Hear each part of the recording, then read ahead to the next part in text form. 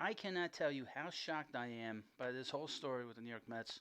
Um, I have been saying all winter long that I did not think that the Mets were going to sign or even make an attempt to sign Kyle Tucker because the whole talk was that he was looking for 10 years and $400 million, and I can understand the Mets wanting to sign him to a lot of money, no problem. Money's no problem with the Mets, but obviously there's a new sheriff in town uh, when it comes to giving out these contracts with David Stearns, and he doesn't want to give mega years, 100 years to these players that aren't. I mean, Tucker's a good player, but he's not Juan Soto, and not as Cody Bellinger.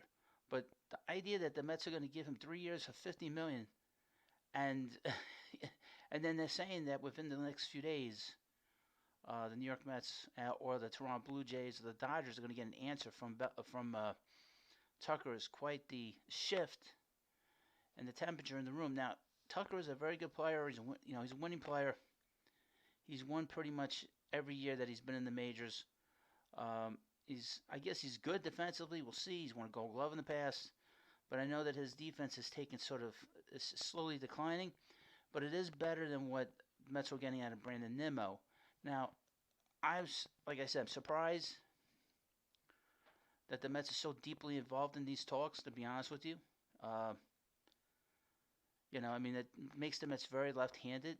You know, you got Lindor's a switch hitter, Soto's left-handed, Beatty's left-handed.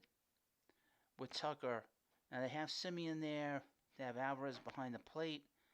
I have a switch hitter with Polanco, but they could use another right-handed bat. People have mentioned to me Yandy Diaz. I don't know if they want to do that. Um, there's talk about Harrison Bader coming back and being the center fielder part of the time with Tyrone Taylor until Carson Benj is ready. And then when Benj is here, he's left-handed. So there's a lot of sort of question marks out there when it comes to this whole situation with Tucker. There's a lot. I mean, it's funny, and people are complaining. This is how stupid this is. After the Mets let Pete Alonso go, after they let Diaz go to the Dodgers, after they didn't, and they traded Nimmo, they traded McNeil. People were saying, well, the Mets aren't going to spend any money. They're cheap. They become the Wilpons. But then the story started coming out today that the Mets offered a 3-year deal worth 120 to 140 million, and then it started shifting. This is how stupid this is. How stupid a lot of Met fans are sometimes, and the media tries to shift things to make the Mets look bad. Uh, the shifting is, well, I don't think he's going to want to take 3 years. He's going to want more years. The players want the years. They don't want they want the money. And now it's gotten to a point. It's just ridiculous. It's like you're not happy. I mean, what do you want from the Mets? They either do the right thing. It's like I always say, whatever the Mets do is wrong, and even when they do it right, it's still wrong. And a lot of the fans fall into this trap. Got to be positive, and you can't sort of again. I hate to be a sort of a nag about it, but the idea that you hold on to players that are bad, or not so much bad, but players that haven't helped you win. Well, I can't go without having Pete Alonso here. I've always dreamed of having him Met here his whole entire career. I just want to win. Who cares about the player?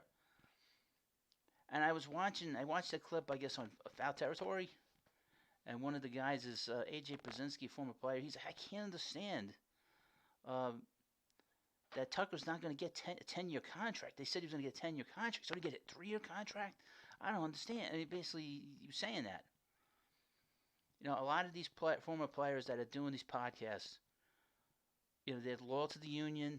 They're loyal to these players to a fault. They don't look at it very much objectively when it comes to some of these guys. Tucker's a good player. He's not a Hall of Fame player. He's not Juan Soto. Juan Soto's a Hall of Famer, a future Hall of Famer. Francisco Lindor, with all his negativity that surrounds him, is a future Hall of Famer at that position. That's why he got a long-term deal from the Mets. Only players of that ilk get that kind of deal. Kyle Tucker's not that kind of player. I mean, he's good. He's a little bit better than Brandon Nimmo. He's an all-star player. and he's done more in terms of the numbers at his peak than Nimmo. But he's better, but he's not a 10-year guy. You don't get him 10 years. You give Vladimir Guerrero 10 years, that's for sure. And that's what he got from the Blue Jays. Now, of course, I can't forget, please hit the like button. Leave comments in the comment section for this video. Doing it on the computer, as you can tell. And, of course, subscribe will get you as much information as I can get you when it comes to the New York Mets and this whole thing with Kyle Tucker. This is a sort of an evolving story. And the experts, the MLB insiders are saying that he, like I said earlier in the video, he's going to decide within the next few days where he's going to sign. I think the Mets have a very good shot at this. I'm surprised. I don't get too surprised by too many things, but this has surprised me. So I'm happy about the moves that they haven't made. I'm not happy that some guys aren't here, but they need to be done. And it's going to be a very different team, very different personality, younger team, and not a team that is attached so much to the past and more about winning and hopefully being a better offense. I know that the numbers, when the Cubs played last year, when Tucker was in the lineup, their batting average was higher, their runs scored was higher when Tucker was in the lineup. Even when Tucker wasn't doing the things that he needed to do, he affected the game in a positive way in terms of their offense. So keep our fingers crossed or whatever. Keep your toes crossed. But I still think the Mets are going to be good this year. I have no doubt about it. They still have to improve the pitching. You use another hitter in this lineup, but getting one big hitter in this lineup will douse some water on some of the anger that's out there. So you let me know what you think about this video. Of course, please subscribe to the Baseball Hut, and I'll see you later.